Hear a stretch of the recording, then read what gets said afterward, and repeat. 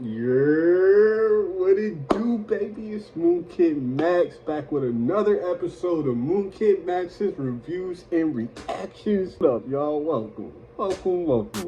So today's episode will be a tribute episode, as I'm just getting this channel started. I think that I'll start doing tributes to a lot of artists who have passed on already. Today I want my first one because of his heavenly birthday just passing recently on January 19th. If you know who I'm talking about, it's Mac Miller. Literally in my personal top 5, like Mac, Cudi, Kanye, A$AP Rocky, Wiz Khalifa. I ain't telling y'all the order. I might rank the order one day, but those are the people that are in my list of personal, as far as me being a rapper, top 5 influential rappers. But I don't think those are the best rappers alive. Like, if you want me to give you a list of that, it's like Jay-Z, Wayne. But personal, Mac Miller is in my top 5, the only white brother. Mac is the only white brother in my top 5, man. So mad respect for Mac. Mac to Mac. Like, Mac Miller being born in 92, I was born in 92, so it was always kind of like we had a connection, as he was having growing pains, I was having growing pains. Music was helping mend my growing pains, and just like hearing his maturity and his growth, and as he's growing and getting older, I'm growing and getting older, and understanding the world and seeing Mac's point of view, and he's inspiring me as an artist. He could play mad instruments, he could sing, he could rap, and when it comes to Mac and rap, that's like what I really love. You know what I'm saying? Like, I love when he's singing too, and he's like vibing and everything, but when Mac be spitting, and although I'm a big fan of other genres, I don't like when people try to put me in a box as a rapper, because I play guitar, I do a whole bunch of other stuff, but at the end of the day, I'm a rapper at the core. And so my list is not a list based on the commercial Mac Miller and where he's singing in his Circles, which is an amazing album, Swimming, which is an amazing album. Those aren't in my top 5 because he wasn't doing a lot of rapping on those. I like rapping Mac. You understand? So you gotta just keep that in mind as we go through my list, that his mainstream stuff will not probably be on this list, but his top 5 projects. That's why I said projects, not albums. Mac Miller's top 5 projects, because there's some albums in there, some mixtapes. So we're gonna get into it. Let's break this joint down. My number 5 Mac Miller top project. Top 5 project. Number 5 is something that a lot of y'all probably, only true Mac Miller fans know about. Delusional Thomas, man. It's like, man. So for those who are not aware, Delusional Thomas is an alter ego that Mac created. He's created multiple alter egos, but this is like his Norman Bates, psycho killer type flow, horrorcore type rap. Delusional Thomas. It's like a short mixtape, I think maybe 6, 7, 8 tracks, and Mac is just straight up rapping like mad crazy in a high-pitched voice. The high-pitched voice is what differentiates this project from all his other stuff. It's a full project where brother is just rapping like hard, crazy, psychotic horrorcore raps, but it's like mad artistic and like genius and all that good shit, you know what I'm saying? I gotta give props to Delusional Thomas. Getting into number 4. My number 4 Mac Miller project is Best Day Ever, the 2011 mixtape that was a follow-up to his Kids mixtape. And the main reason that I put this in my top 5 for Mac Miller projects out of all the projects that he's done is because this was the project that proved that Mac Miller was more than just a one-trick pony. Because when he dropped the Kids mixtape, he blew up. You know, everybody was seeing yo, this Mac Miller kid is buzzing, and he was popping. But it was like, all right, Kids was dope, but can you do it again though? And then he dropped Best Day Ever, and it was like, yo, this kid is going places. As far as how the mixtape is, I think that one of the things that really sticks out to me is it's a very 2011 sound, and what I mean by that is it's a lot of indie and electro and alternative samples, and that was a big thing at that time, you know. I love this era of rap. I'm talking the Wiz Khalifa, Say Yeah, and Say Yeah. Like all the rappers, dope rappers was like sampling like the EDM and the electro and alternative, the indie. So like that's what this mixtape was. And I really with that, you know?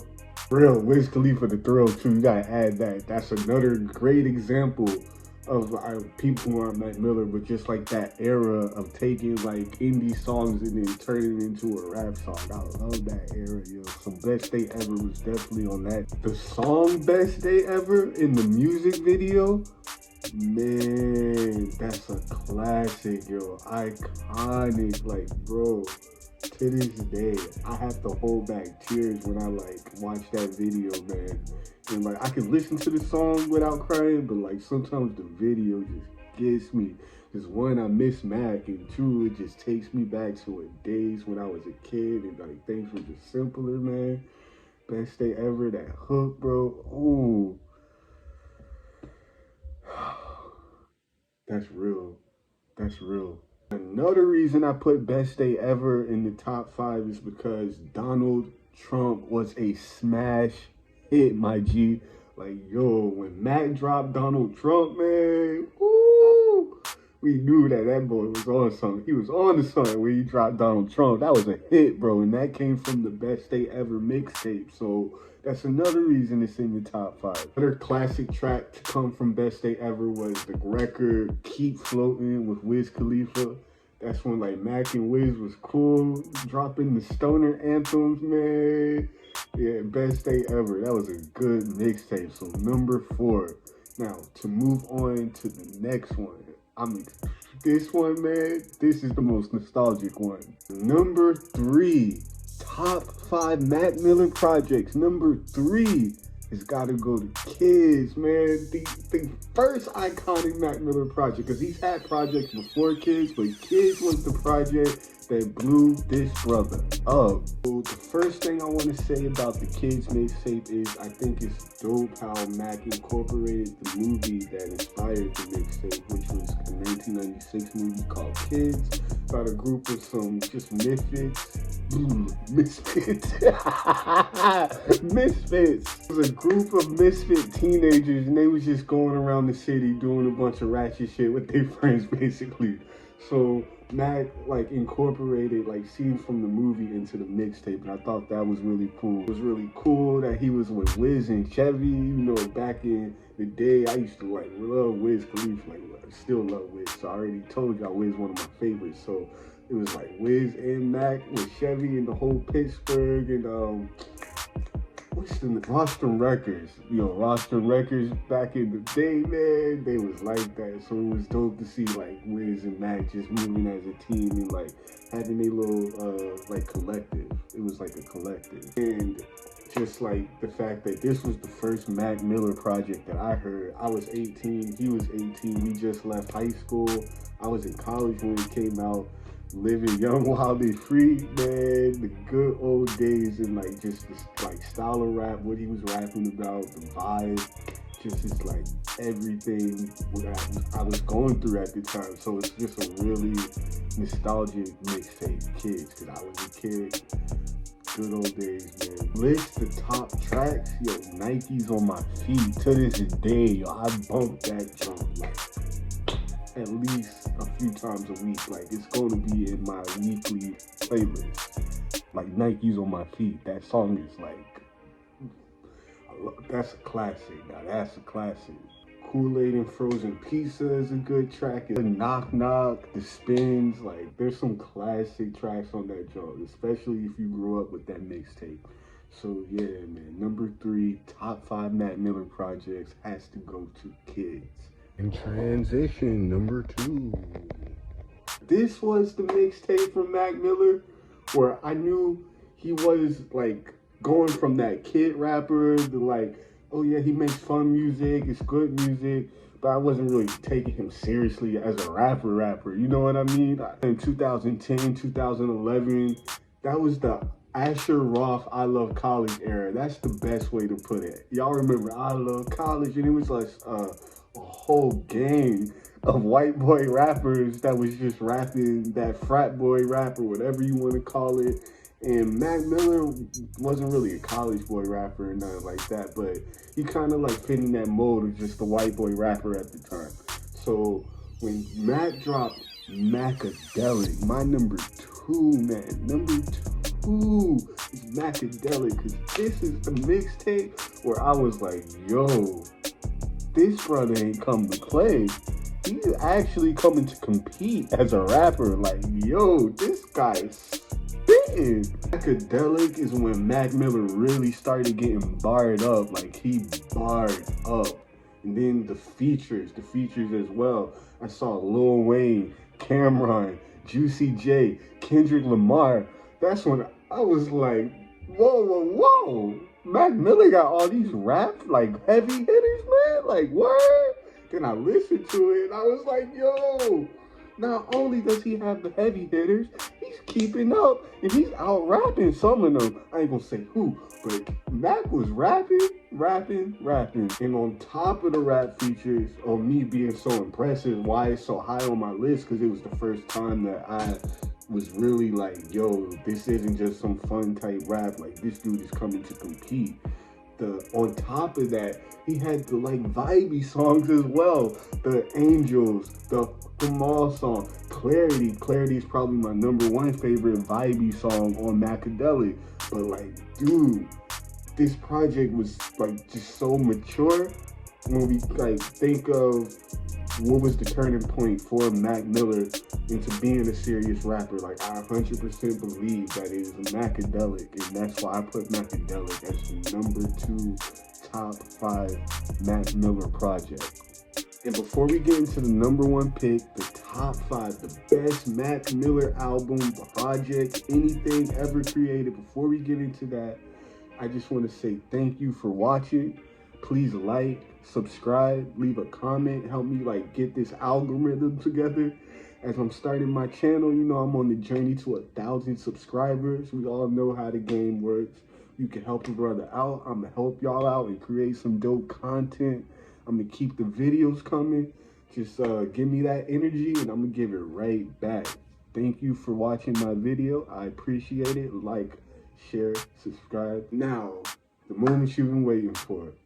The number 1 best Mac Miller project, his magnum opus, in my personal opinion, is Watching Movies with the Sound Off. Like, dude, masterpiece. That's a masterpiece in my opinion. I love that album. Remember when Mac Miller dropped that album, he was 21, I was 21, and at the time, I had just recently started really getting into like psychedelics and psychedelic rap and like rock and all the different type of psychedelic stuff.